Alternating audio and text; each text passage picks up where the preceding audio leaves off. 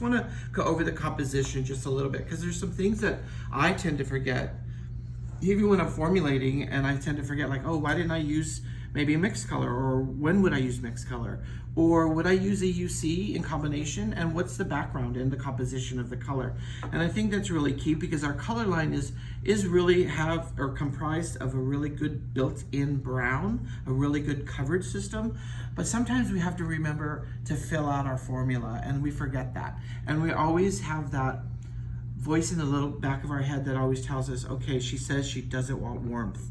And I know what I need in that gray coverage formula is just a little bit of warmth or a little bit of life, right? So we try to ignore it. So here's what I would say to that and how to address it. Always consider, and if you're taking notes, please write this down because it's a key. Always consider the existing pigment of hair color, not what's missing.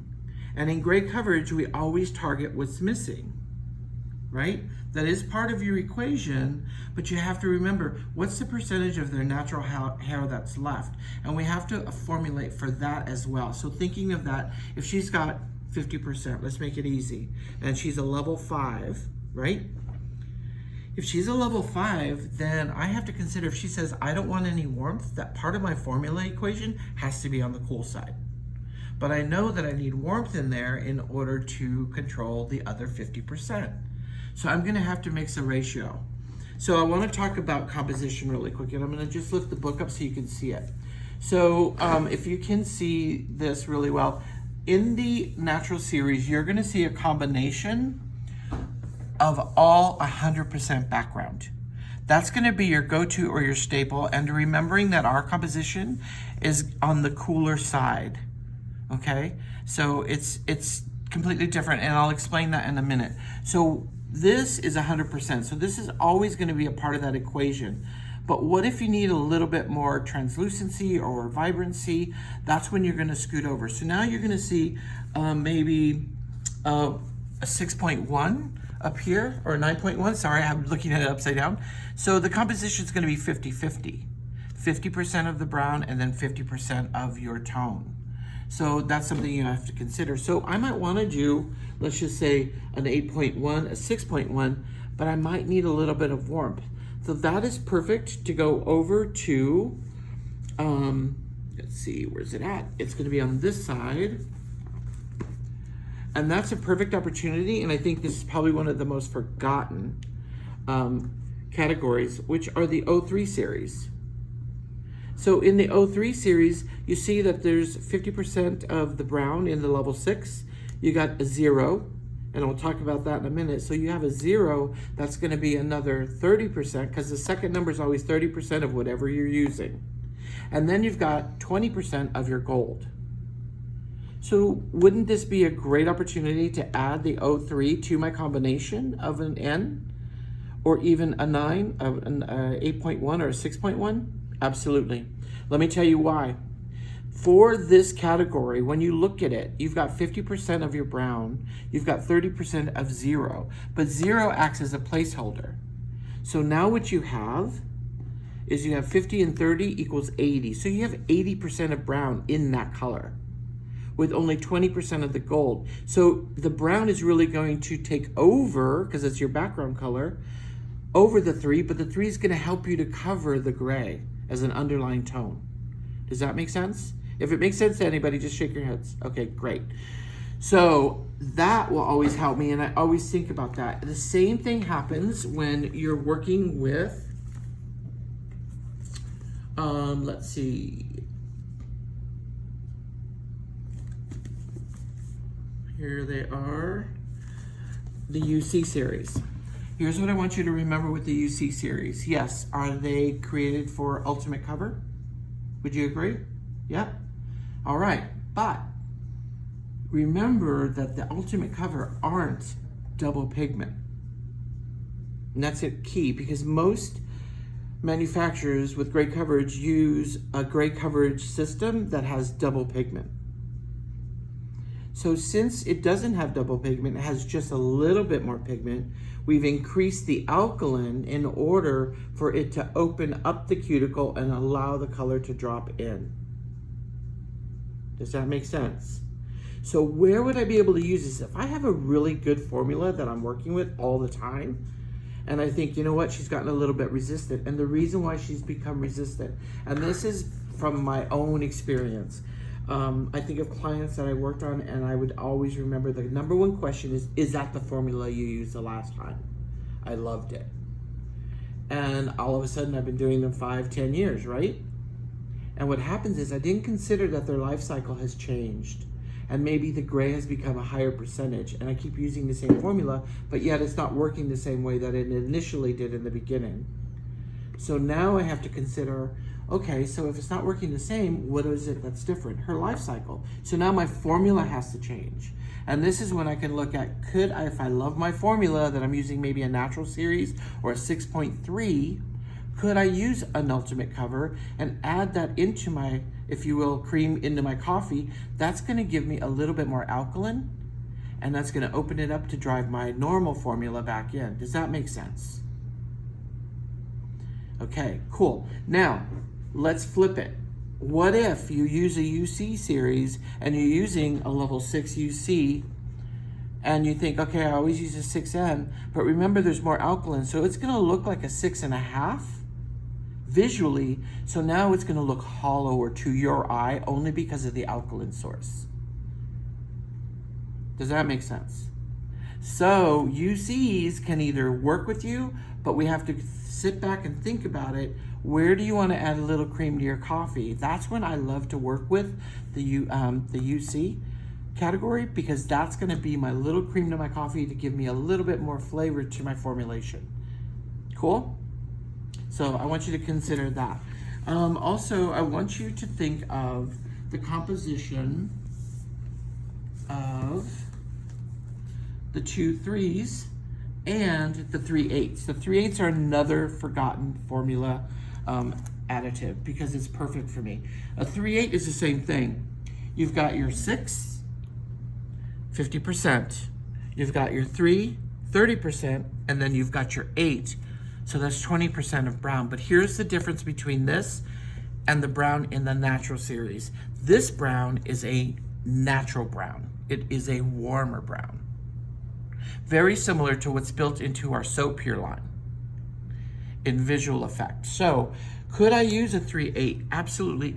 This is why 3 8s work really well, especially in semi when you're low lighting. So let's just say you have an 838 that you want to low light with right here, but you're afraid that it might grab the base and make it muted on the porosity of the ends of that blonde hair. But consider this, it's a warmer brown, so it doesn't get muddy or murky. It stays more clean visually across the board on the length of the hair. So it's perfect for low lighting. So that's why I like to use the 3 8s. There's like a kind of a, they're called hazelnut, so they have that kind of hazelnut warmth to them. So those are just other things that I like to use. And remembering, if you need to be a little bit lighter, there's nothing wrong with doing from the scalp to mid shaft with the purest form of the color. And then if you want to go lighter, then just add the clear equal parts and you go up a level. So now your 8 will become a 9, and then you can pull that through the ends. Those are other little things that I like to do in formulation, is have a couple of bowls set up that way. So as I'm working, I know exactly what the hair is dictating for me, where I need to use it. And that's really important. And sometimes we forget it. Sometimes we just do. There's times, and probably some of you experience it, where the percentage of gray is a lot heavier in the front, but not so much in the back. So is the formula going to be the same in the back as it would in the front? No, because the back has more natural pigmented hair, and maybe she doesn't want the warmth. So that's going to be my concentrate of a 619 or a 6.1. Do you see where I'm going? And that's going to help to refine the undertone. And then I might want to formulate and add a 3 8 or something else, or a UC to the formulation that's I use in the back, but maybe where the gray is more dominant in the front. So that's something that you always need to consider. Just look at the palette that you're working on and think of, this is all different. It's always different. It's just like highlighting when we do dimensional color. That's what we need to consider. So I hope that helped a little bit. The other thing I want to talk about in gray coverage, which is really key, and I learned this from somebody in Amsterdam, which was, we always forget about the Ultimate Blondes and the 1500 series. If you have a really high lift blonde that wants some gray coverage, 15, 31, 15, or 1038 is really pretty, but they're gonna give you a beautiful level 910 sandy taupey color that's going to give you the coverage of the gray. And remember that the mixture is 1 to 2. I was pleasantly surprised on somebody that was 80% gray, 20% pigmented hair to level 5. She loves to be blonde. She's Latina. And so I did a 15, 31 on the base. It gave me the lift, but only brought her pigmented hair 5 up to a warmer level 6, and then it gave me coverage. So it was a perfect base to work off of without having to combat. Here's what was happening. I was doing 8s, I was doing 6s, combinations of the two, and it was still coming up brassy and warm in 1 week. Does that make sense? So I wanted to get rid of that brassiness. So by using the high lift, I sheared it up, got the delivery of the penetration of the pigment, and then it allowed me to go in and do my dimensional color and it gave me a beautiful blend. And her gray coverage had more durability and longevity without any undertone because it passed that undertone level. And when it left the hair, it was more of a dingy, just gray hair. Does that make sense?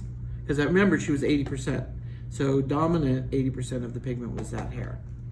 Cool. Is there any other questions out there that anybody might have?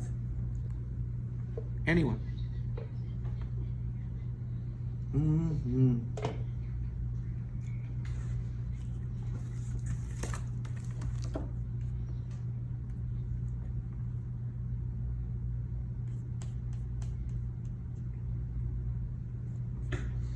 Well, we have semi, and semi is a beautiful, beautiful choice to blend, and I want you to consider this in semi. I know that maybe some of you have had other demi-permanents that you used with heat before, and the timing on those particular semi demi-permanent colors has always heat 20 minutes, room temperature 20, which will give you a 40-minute application, right? But in our semi, we don't utilize heat. So what you're gonna notice is the oxidation period of our demi-permanent is gonna be very brown. It's gonna look like it's taking the hair really quickly, but it's not. You can't fret over that. You have to just let it lay and sit there for the 20-minute process, and you get a really beautiful gray blending. So that's when the 3/8 come in mind. That's what I would do for that, or that's where I would add a little bit of my mixed tone in order to combat some of that. And remembering, you're gonna be coloring the hair, not covering it when you're using semi. So that's how I would position semi. So let me give you another example. You have a client. She's got a little bit of gray spattering in throughout the hair, and she wants dimensional color. She likes highlights, but she doesn't want to commit to a touch-up. This is the perfect opportunity to go ahead and do the foiling application or the hand painting, and then go back with, say, one of my favorites, I would say 932 right here. And 932 would say red activator. Now, who can tell me why red activator? Any of you? Because remember, we have 2 activators now for semi. We have activator and we have red activator. So Angela, I know you're writing notes, so write this down because this is key. If that little bit of gray is at any moment resistant, then I'm gonna choose red activator, because remember, I'm doing it at room temp and in open foils. I don't have heat. So my volume is higher in my red activator. It is now 7%, where activator is only 5. So that 7% in that red activator is gonna help me to get better delivery of my demi-permanent semi-color, to get a blend of colors. So now that color that was in there, 30%, is going to then blend into your dimensional color and give you beautiful highs and lows. And that's where I like to use 932. Why 932? Because it's not a threat to anybody, it's not too warm, and it's not too cool. It's a gold pearl, which is really cool. So it's a perfectly balanced level 9. And that's what I like about working with 932. There's a couple of others that I love to tone with, and you might want to, on some, you have those women that have that beautiful gray, they have some pigment that's still spattered through it, salt and pepper. and you have to figure out how much pepper and how much salt. So this is a perfect opportunity to take a 10-2 and a 7 and maybe just put that on there. It'll cool out some of that yellow dinginess in the brassy gray, because sometimes that happens to gray hair color. And that'll help to control that, but give it a beautiful, brilliant shine. So give it a really beautiful pearl violet. And so I like to use that a lot. And not only for blonding, but also for gray coverage when they have a beautiful gray client that looks, I have a godmother, she's 100% gray. It's the most gorgeous gray, but it gets a little dingy. So a 10-2 and a 10-7 will help me just to brighten up. And then if I really wanted to, I could use semi silver, which is the softest of all of our demi, it's softer than gray. So if I use my silver, I'm gonna get just a beautiful, beautiful, brilliant shine on that hair, especially when it dulls out. So that's how I like to work with that. Did that help, Karen? Was that what you were talking about?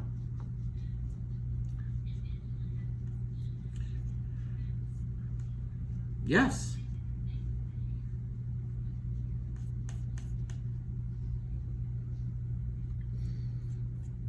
Yes, who asked that question? Angela?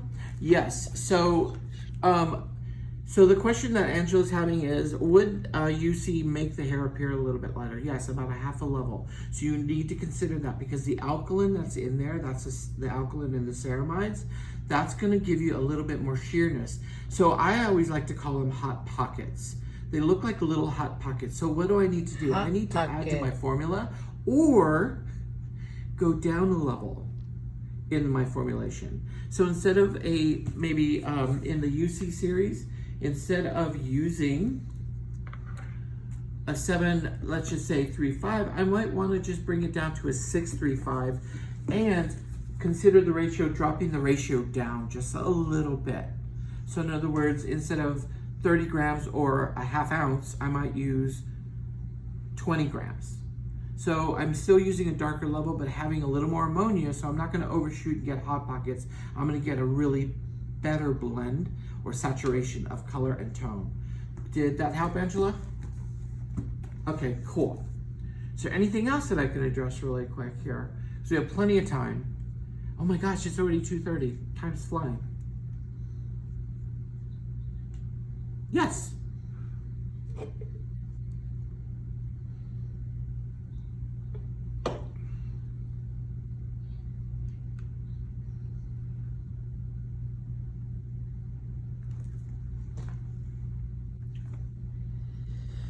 Patience. It's a long question.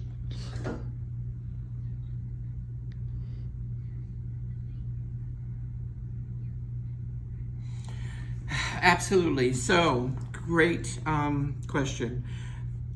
I talked about life cycle earlier, and we have to really consider this. I think percentage of gray is one of the most difficult things to read. It really is. So I did this experiment with myself on some swatches, and I'm going to share a swatch book with you that I would love for you to go on site and get this, because it's a great learning tool. But what I did was I stopped formulating for the percentage of gray, and I formulated for the remaining pigment. So if she was 50-50, I formulated for the 50%, okay? And what that did was it helped me to understand the undertone, where I was lifting her to, and at that level, and what I needed or what was missing in the gray, because it was hollow, right? Because it was beautiful on the natural hair, but it was hollow on the gray hair, and that's what told me what it needed. And it needed either more brown or more warmth. So here's what I did. I backed it up a little bit. The next process, I actually pre-softened the hair. Now here's what you're gonna do, and a mentor of me taught me this a long, long time ago, and I thought he was crazy until it worked. So he said to me, Georgie, he was serious when he said this. He said, I want you to think of, you want to be a cool 5 in your gray coverage, but I want you to pre-soften right out of the tube with an 8 level warm color, okay? And I thought, but she doesn't want warmth at a 5 and I'm using an 8. But he wasn't really considering what I was doing. He was saying, no, you want to combat the gray by allowing that 8 to pre-soften the hair, open it up, and you're using a gold but at a level 8, so it's really sheer. So when you drop in your cool color, what it's going to do, it's going to anchor that color in, and it's going to give you better rounded coverage because now you're filling out your formula. Does that make sense? Okay, so Angela, you're shaking your head. So here's what I would do. Even though it's a level 8, the amount of pigment at a level 8 gold is different than, let's say, a 6 gold, right? It's a lot warmer at a 6, but it's a lot softer at an 8. So I was thinking warm, warm, warm. I can't put a level 8-3 on there. 9. But in doing so, knowing that an 8 or a 9 on gray hair is going to look a level lighter anyhow. And we always forget that. We always think, oh, if I put a 9 on there, it's going to be too dark. You're working on white. So when you're working on white, what happens is it's a little bit more translucent and it's a little more clear. So you want to consider that. So a 9 or an 8 isn't going to hurt you. It's going to help you. It's going to be to your benefit. So let's just say that I'm using in the UC an 823. And she feels like it's going to be a little bit too dark. But remember that 823, if I want to add some mixed color to it, I'll go to the secondary color, which is the 3, and that's going to be my primary color that I want to add to. Meaning I'm going to turn around and I'm going to add a little 033 to it, and I know that 033 here looks really orange, but it's a great amber blonde to add to that 2-3 at a level 8. That you can actually get better coverage and more saturation without having to pre-soften. So that's just another thing that you can use in your back pocket tool that I like to work with, especially when I'm working with higher levels of blonding and gray coverage. So that's something that I go to, and I kind of was fearful of them at first when I started 8 years ago with Keune, because I didn't know how they worked. I only wanted to make pastels out of them and get lifted. But they're really a great misforgotten tool that we have in our swatch book that you can work with, in addition to the other color ranges, especially in your reds. So I know that sometimes if you're using, let's just say, a 6.4 for gray coverage, but you know that you need a little bit of warmth. Could I do a 6.3? Absolutely. So now you have 50% brown in the 6.3, and now you have 50% brown, and now you have 50% brown in your 6.4, right? And then you have a little bit of 3 and a little bit of copper. But what if I added just a little bit of 033? That's going to give me more reflect in my color, and it's going to give me the translucency, and it's not going to brown out, because reds tend to brown out when they oxidize or look brassy. So if I know I want to make that sure that it's vibrant, because I don't want to go to a 4-6 and add the red into it, and I don't want to go any brighter, but I just want to make it look more realistic, like a true auburn, then an 033 is going to always help me in addition. So how many grams would I use? I would use maybe 1 ribbon inch in my total combination. First I'd put it at the bottom of the bowl, and then I would add my formulation. Here's what you're not going to do. You're not going to compensate for your mixed color in your mixture and your ratio of developer. I've had this conversation with another friend who's a colorist that I respect, and it works, and I've seen it work. She considers that part of the ratio. So if she adds, let's say, a gram, and you have 30 grams of color, she mixes the developer with 31 grams equal parts. So that's not how we teach it, but I've seen it work too. But I like to stay by that rule and keep, using that rule, because it helps me, and I know that I'm getting more pigment saturation and not more alkalinity. I'm not getting more alkalinity in the color or the acidity from the developer for lift. Does that make sense? Because those are two things that you have to use in that gray coverage. So let me give you an example.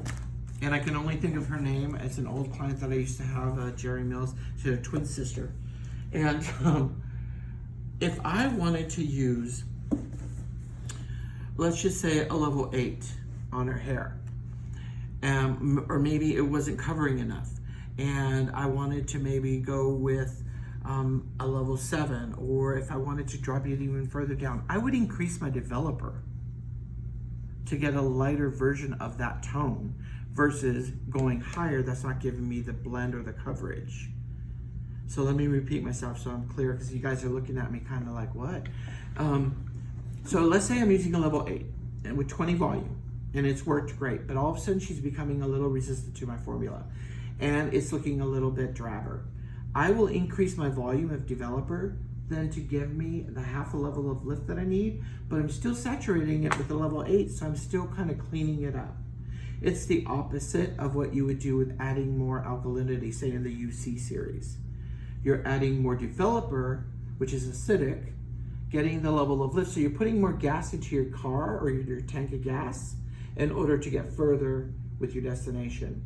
So that's going to help you to get better coverage. Now here's the other thing on your destination timing, on your trip. Sometimes it's going to take us a little longer to get there, right? There's different routes. You could take the 30-minute route, which is normal timing. You could take the 35-minute route. That's just Google tell you, okay, there's another route. It's just 4 or 5 minutes longer. The best route to take in gray coverage when it becomes resistant is the 45-minute route. Okay? I know that probably would drive you crazy when she's looking at you or she's thinking, okay, I know they time you. They self-time you all the time. They always are telling you, oh, is it my hair ready? Is it ready to take it off? Is it going to damage it? They don't know. So it's really interesting. I always say, look, it's going to sit here 45 minutes because I need that processing time. Your hair has become more resistant and I need it to stay on there. Now, if you're troubleshooting and it starts to become a little bit longer and it's not taking the way you thought it would, now you have to reformulate. And you have to consider, okay, what kind of developer am I working on? Am I working with 20? Am I working with, some people use 10 for deposit only.